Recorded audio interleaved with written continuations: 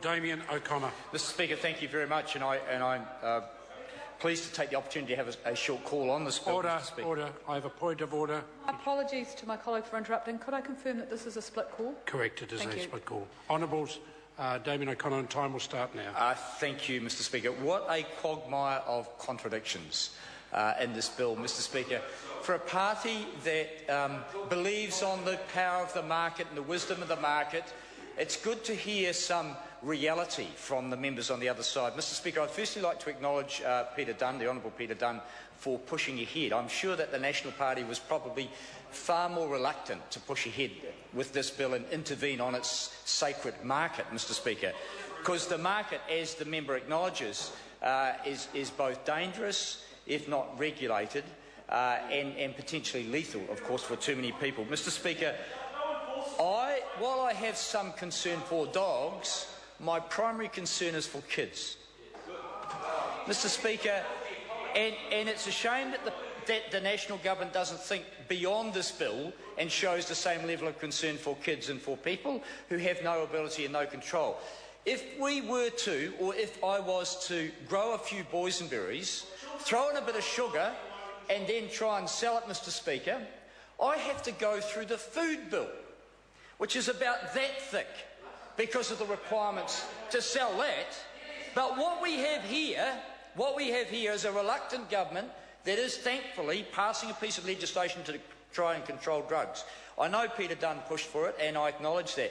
I was rung by a friend who has suffered the monkey on his back for a long time of drug addiction, whose brother is a GP who said, please carry on with the good work that Peter Dunn has done in this area, because I face on a regular basis young people coming into my surgery who are all but destroyed by an addiction, by a problem created from legal highs.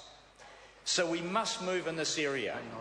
And I acknowledge the government has, with the provocation of Mr. Dunn, dare I say, moved in this direction. As I say, I'm less concerned about the effects on animals than I am the effects on human beings.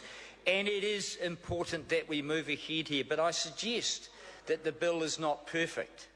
And I suggest that we do need to look carefully, and there will be some SOPs and some amendments that come up that the government should look at very carefully.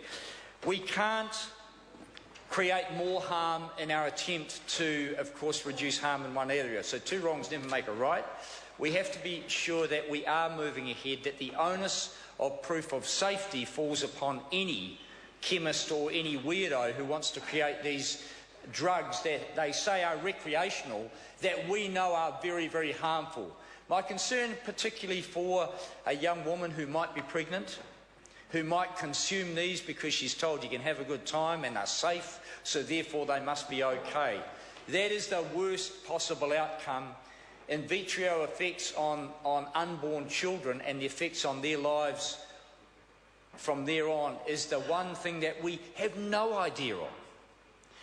And so I go back to the precedent set in the food bill, where the Minister has indicated we should go back and look at that bill and make improvements. It is that thick, and that's fair enough, because we don't want to produce anything in this country and sell it offshore that might in any way harm our consumers.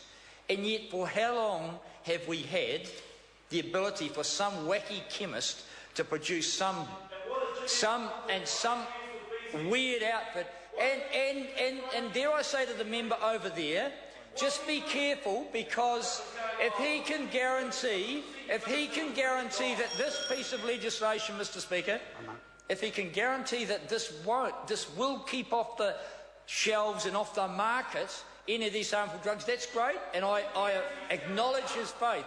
What I say, Mr. Speaker, is because of the reluctance of the National Government to move in this area, I am concerned that this bill will not do all the things we know needs to be done in this area, and that is to completely ban these unless someone can prove that any product sold for any consumption must be safe. We do that with food, We must do that with any other substance that may be ingested, Mr Speaker.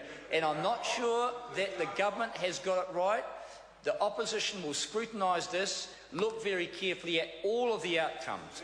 But I state clearly that it is the most important focus must be on the kids, on the people who are affected by these drugs, and they have no ability to control that ingestion or that consumption. Sorry to interrupt the honourable member. Call Eugenie Sage. Tēnā koutou, tēnā